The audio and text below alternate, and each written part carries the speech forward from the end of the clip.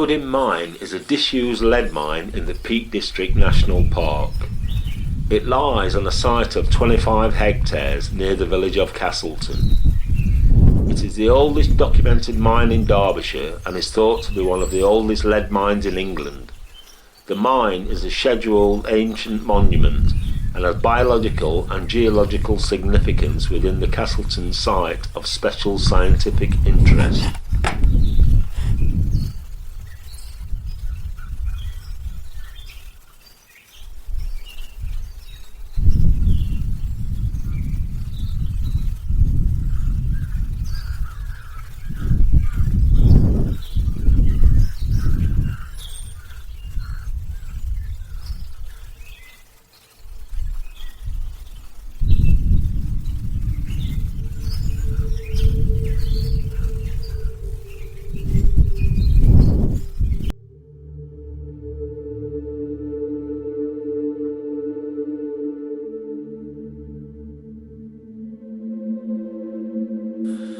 The origins of Odin Mine are unclear. Many Peak District guidebooks and sources say that the mine was first worked by the Romans and subsequently by the Saxons and the Danes.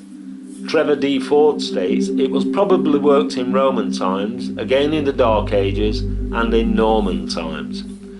However, there is no historical evidence to back this up. The use of the name Odin is often cited as evidence that the mine was named by the Danes after their chief god. This is backed up by evidence that prior to the 19th century the mine was commonly called Odin in mining records, which is more common in the traditional Danish spelling, O-D-E-N. The first mention of the mine in official records was in 1280, when a poacher, John of Belhag, was put on trial for hunting at Back to Wood in Castleton and at the entrance to Odin Mine. In the early days before explosives, the rock was weakened by fire setting. This involved heating the rock overnight by leaving fires lit and then cooling the rock with water next morning, causing the rock to shatter.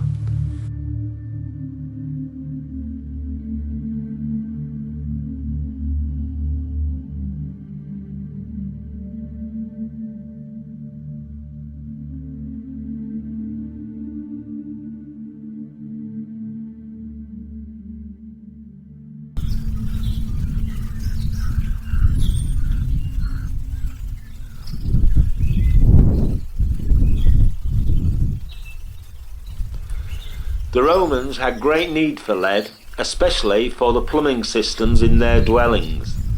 They mined the ore galena extensively during their time in Britain, so it is possible that Odin Mine does have Roman origins. The mine is not mentioned again in documents until 1663. In the early 18th century, Richard Bagshaw, later to become High Sheriff of Derbyshire, had a considerable stake in the mine.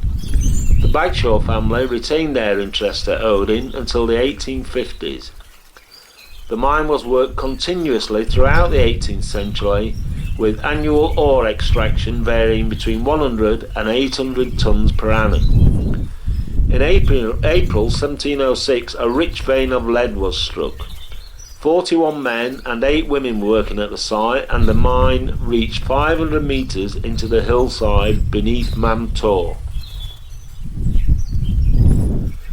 Drainage problems in the mine meant that a proposal to build a low-level sow was put forward in 1772, but this was not completed for many years, probably not until the 1840s. It was driven up from Hollowford Brook at Trickett Bridge in Castleton to the workings.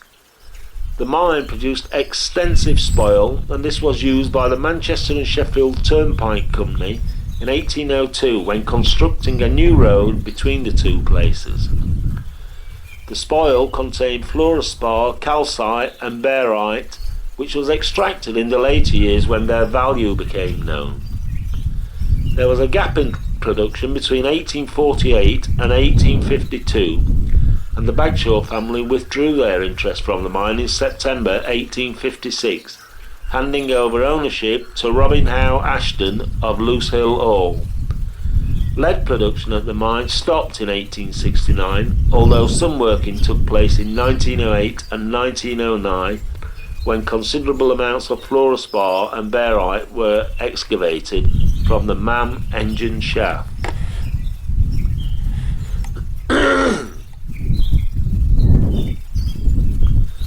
The veins of lead in the Castleton area formed 280 million years ago when a fault in the local Carboniferous limestone allowed mineralizing fluids to flow into fissures in the rock, pushed up by great pressure from beneath the Earth's surface. Lead and sulfate combined to form the lead ore galena. In its heyday, the mine was a complex system of levels and shafts that extended for approximately 1,500 metres into the Edale shales beneath the nearby Mam Tor. In the early days, the mining was open cast, forming a gorge in the hillside, with the water diverted by a leaf to the north to keep the workings dry. Later, the miners followed the vein of lead underground. The vein is exposed on the surface in a small limestone outcrop at the entrance to the mine, and then continues underground just south of due west in the limestone under the Edale shales of Mam Tor. The 1769 plans of the mine show that there were several branch veins leading from the main lead workings. There are several small pipe caverns contained within the mine.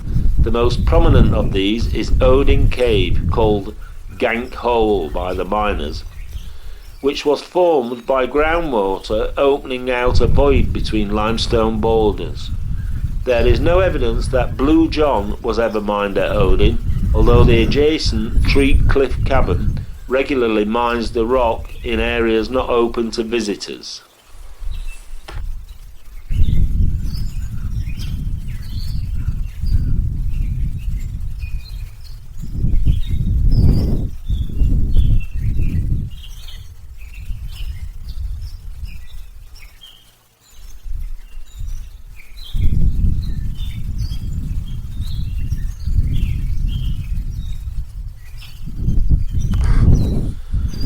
Today, the site of Odin Mine is owned by the National Trust.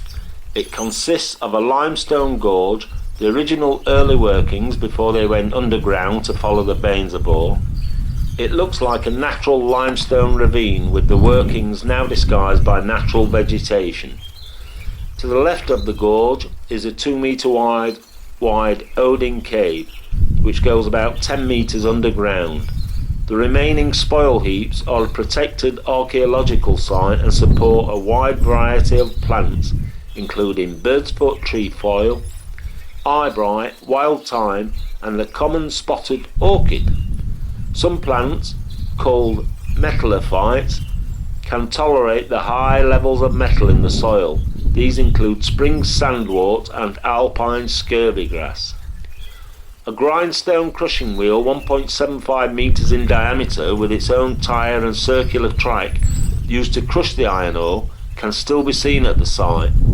The crusher was built in 1823 at a cost of £40.